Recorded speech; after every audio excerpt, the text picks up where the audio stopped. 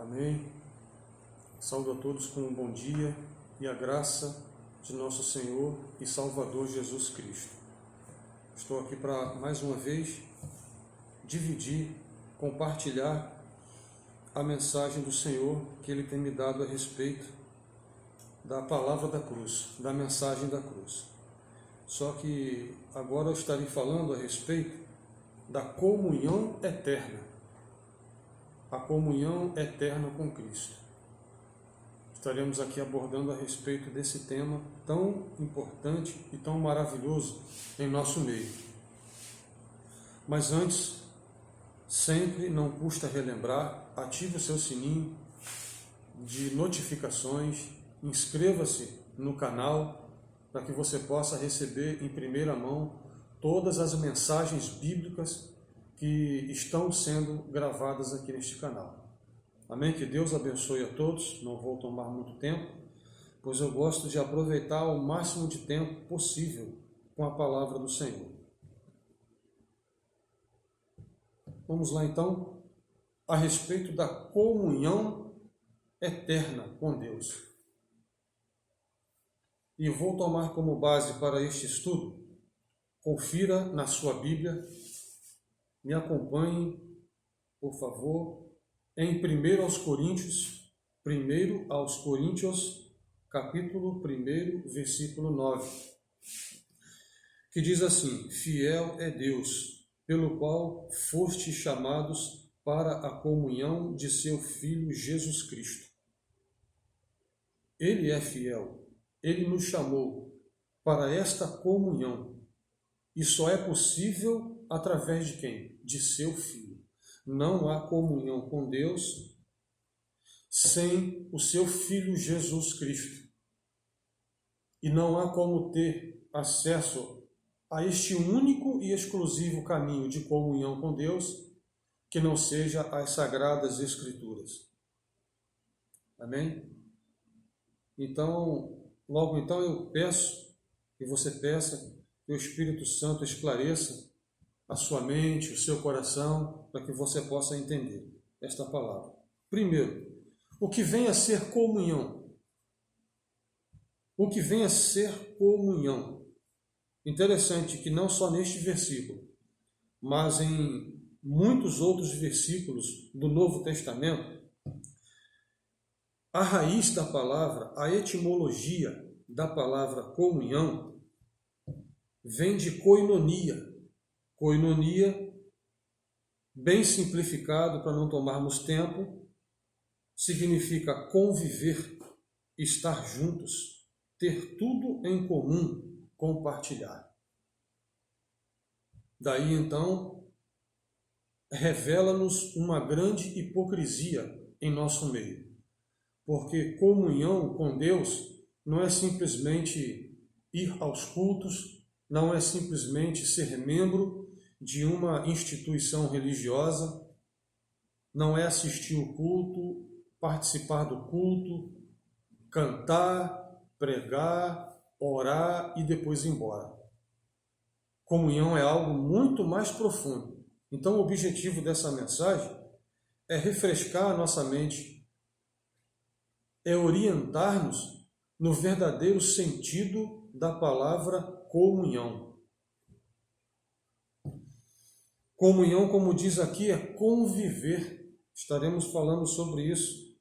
Então, o objetivo dessa mensagem é mostrar que a palavra comunhão, ela não deve ser meramente um estudo bíblico, mas uma prática. Comunhão é estar literalmente juntos e convivendo. Apesar de todas essas circunstâncias que estão nos cercando agora, com toda essa questão aí das epidemias, mas a palavra de Deus nos conclama a estarmos em comunhão, estarmos sempre ligados um ao outro. E como faz falta a presença do ser humano, dos irmãos em nosso meio. Isso nos serviu para nos despertar e valorizarmos a respeito desta prática da koinonia, ou seja, comunhão. Falando a respeito disso, A comunhão com Cristo está intrinsecamente ligada à verdadeira comunhão com a Igreja, o corpo de Cristo. Como diz assim, em em Romanos capítulo 12, versículo 15. Confira aí na sua Bíblia, Romanos capítulo 12, versículo 15. Ora, vós sois o corpo de Cristo, e seus membros em particular. Alegrai-vos com os que se alegram, e chorai com os que choram. Aliás, esse versículo está diretamente ligado a 1 Coríntios 12, 27 e uma ligação com Romanos 12, 15. Vamos repetir de novo esse versículo? Ora, vós sois o corpo de Cristo e seus membros em particular. Então, nos diz aqui em 1 Coríntios 12, 27, fazendo uma ponte com Romanos 12, 15, que a igreja ela é o quê? O corpo de Cristo. O apóstolo Paulo recebe a direção do Espírito Santo de assemelhar a igreja com o corpo de Cristo. Aliás, assemelhar a igreja com o corpo humano. Ele traz esta ilustração para se referir à igreja como se fosse o corpo humano. Tendo em vista que o nosso corpo tem várias funções, cada membro executa uma função diferente, mas nenhum está fora ou desligado dos outros membros. O funcionamento de todo o conjunto, de todas as partes do corpo, estão interligadas e independentes. Não há como um membro do corpo funcionar bem se o outro está enfermo. Sem entrar muito em detalhes sobre essa questão, até mesmo se você receber uma ferpa, um espinho, entrar no dedo mindinho, todo o corpo sente. Qualquer corpo estranho que entrar debaixo da nossa unha, todo o nosso corpo vai sentir. Assim também é a igreja. Então não há como executar uma plena comunhão se um membro estiver enfermo. Vamos lá então a respeito dessa questão aí da comunhão. Essa comunhão ela está ligada com o corpo de Cristo, porque a igreja é a extensão, espiritualmente falando, de Cristo. Porque Cristo Jesus, ele é o cabeça. Como diz as Sagradas Escrituras, em 1 Coríntios, capítulo 1, versículo 18. E ele é a cabeça do corpo da igreja. Então está lá escrito, ele é a cabeça do corpo da igreja, é o princípio e o primogênito dentre os mortos, para que em tudo tenha a preeminência. Então aqui está totalmente ligado no que eu estou me referindo, a respeito da comunhão. Porque hoje, até que está um pouco mais esclarecido, mas até pouco tempo atrás eu cansava de encontrar pessoas e dizia, olha, eu não preciso ir para a igreja porque eu já creio em Deus. Eu já sou salvo desde quando nasci, porque eu não faço mal a ninguém. Então eles não viam a necessidade de fazer parte de uma igreja. Não estou falando, me referindo à igreja institucional, mas à igreja corpo de Cristo. Porque Deus ele opera como ele quiser. Dentro de uma instituição de renome reconhecida, ou simplesmente dentro de uma casa cujas pessoas se reúnem, a vizinhança se reúne para adorar a Deus, que não tem nenhuma placa, não está preso a ligado nenhum ministério, porque o acesso a Deus é Cristo. O acesso a Deus é Cristo. A instituição religiosa não é mediadora. Só existe espaço para um mediador, Cristo. Então, desde que esteja um grupo reunido, louvando a Deus, aonde há cura, milagre, salvação, principalmente salvação, então Cristo está presente. Estão em comunhão, praticando a koinonia, convivendo juntos. Até mesmo mais em comunhão do que ministérios grandes, que muitas das vezes você entra e sai e ninguém sabe que você existe. E aí a paz do Senhor, como é que vai? Tudo bem? Encerrou a comunhão ali. Isso não é comunhão. Mas como diz aqui que o vínculo dessa comunhão é o próprio Cristo, porque está intrinsecamente ligado. Então se é o seu caso, né, ou se você conhece alguém que esteja vivendo essa situação de estar fora da comunhão, já tem muito tempo que não frequenta um local, é necessário que você faça parte de um grupo de pessoas, porque a igreja são as pessoas. A igreja é o povo que se reúne. Então, em nome de Jesus, eu peço que o Espírito Santo oriente você, oriente a sua vida, e se quiser fazer parte desta igreja, ao qual, por misericórdia, Deus me escolheu também, dentre muitos milhares, para conduzir a sua igreja ao conhecimento do Evangelho de Cristo, e precisar de um conselho, precisar de um ensinamento bíblico, estou à disposição. Amém? Então, continuando. Como acontece a comunhão com Cristo? E eu quero ressaltar o que diz aqui Mateus 18, versículo 20. Porque onde estiverem 2 ou 3 reunidos em meu nome, aí eu estou no meio deles. Como acontece a comunhão com Cristo? É exatamente quando Cristo está presente. Cristo não está preso a nenhum dogma religioso, a nenhuma norma institucional, porque dá a impressão de que em alguns lugares é o seguinte: Senhor, aqui o Senhor só pode operar assim, desse jeito. Não, não é assim que funciona. A comunhão com Cristo e com a sua igreja não se dá dessa maneira, desta necessidade. Não parte desse princípio. Ele é Senhor. É nós que obedecemos às suas normas para termos comunhão com Ele. Quando se ouve a palavra de Deus, Ele nos dá o arrependimento. Então, de que maneira, então, que acontece essa comunhão?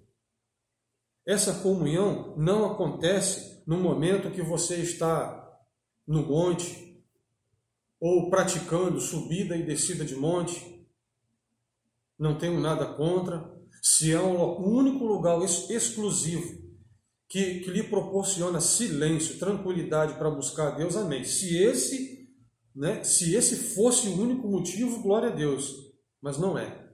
Mas não é o vem ao caso. Então essa comunhão, ela não se dá pelas práticas religiosas. Ela não se dá pelo meu sacrifício. Não. Essa comunhão, ela inicia quando se ouve a palavra de Deus, quando se ouve a mensagem da cruz. Como diz aqui em Romanos capítulo 10, versículo 17, de sorte que a fé vem pelo ouvir. E de ouvir o que, irmãos? A palavra de Deus. Então a fé, ela vem pelo ouvir. Porque muitas pessoas só escutam, não é? Só escutam. Escutar é uma coisa, ouvir é outra. Só tem o direcionamento para ter comunhão com Deus, só tem comunhão com Deus aquele que ouve. Porque aquele que escuta, ele perde logo os sentidos e esquece o que ouviu. Mas o que ouve, não. O que ouve, ele guarda as palavras de Deus. Como diz aqui também, essa questão de como obter essa comunhão é em 2 de Timóteo, capítulo 2, versículo 25, que diz: instruindo com mansidão os que resistem, a ver se porventura Deus lhes dará arrependimento para conhecerem a verdade. Já tendo falado que o único meio de se ter comunhão com Deus é ouvindo a palavra de Deus, logo então se entende que instruindo com mansidão os que resistem, a ver se porventura Deus lhes dará arrependimento. Quem é que concede arrependimento? Deus. No momento em que o homem, a pessoa, ela ouve a palavra de Deus, o Espírito Santo a conduz ao arrependimento. O Espírito Santo leva essa pessoa ao arrependimento pelo sangue de Cristo. Então, dada esta reflexão, ela é impulsionada a ter comunhão com Deus.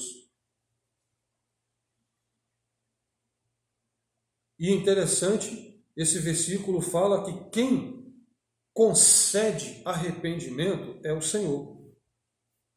Mesmo porque devemos sempre lembrar, porque até o arrependimento é concedido por Deus pelo poder de sua palavra.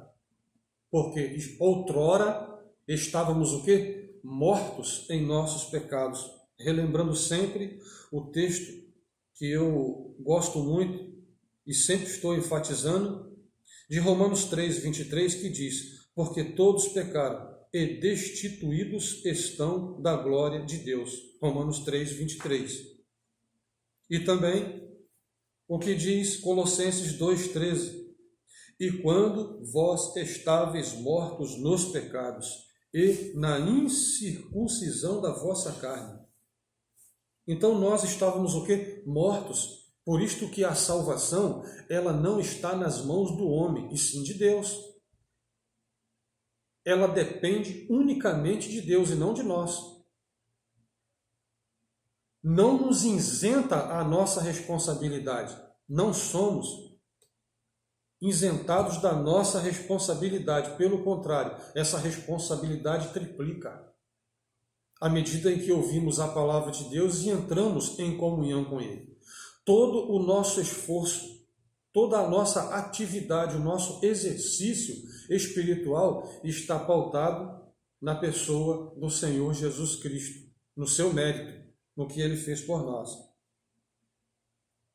Então, resumindo, não é mérito nosso, como diz Efésios capítulo 2, versículo 8.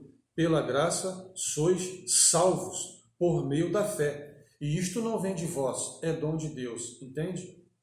No momento em que a pessoa entra em comunhão com Deus, ele é salvo unicamente pela graça de Deus.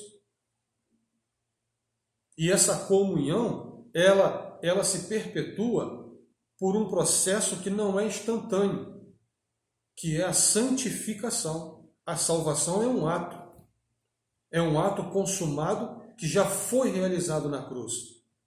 Ele se torna real hoje em um número de milhões e milhões de crentes, porque já foi realidade no Calvário. Toda a realidade de salvação hoje, ela é fruto da realidade do Calvário, lá na cruz do Calvário. Dizendo aqui então a respeito, é neste momento que nos é revelado pelo Espírito Santo o perdão de todos os pecados e iniquidades na cruz por Cristo, dando início à intensa e eterna comunhão com Cristo.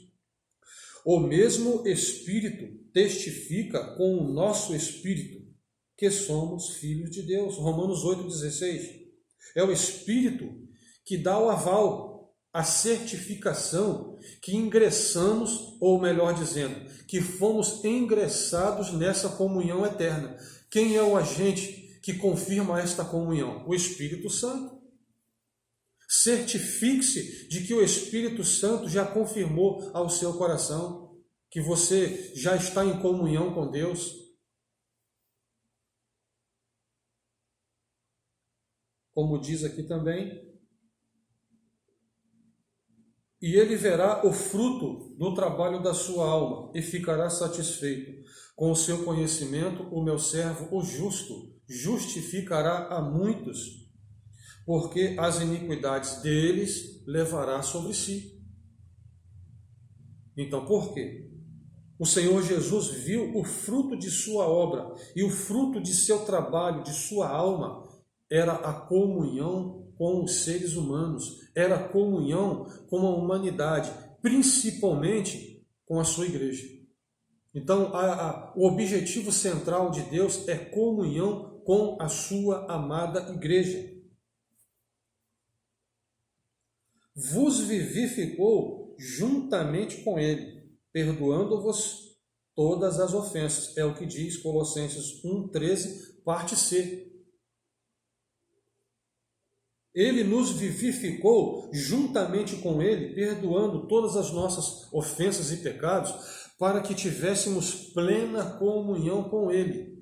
Ou seja, só através da morte de Cristo é que fomos conduzidos a essa comunhão com ele, a essa comunhão com o nosso Pai.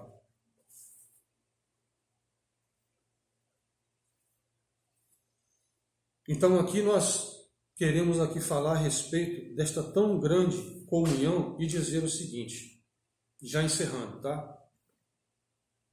Tenha comunhão com Deus, mas da maneira certa.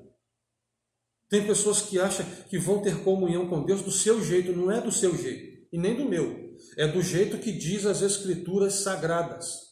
Para que se tenha comunhão com Deus, tem que se ouvir a palavra de Deus, para que o Espírito Santo gere no seu coração o arrependimento, para que você venha nascer da água e do Espírito Santo, certo? No momento que você ouvir a palavra, você irá crer na palavra.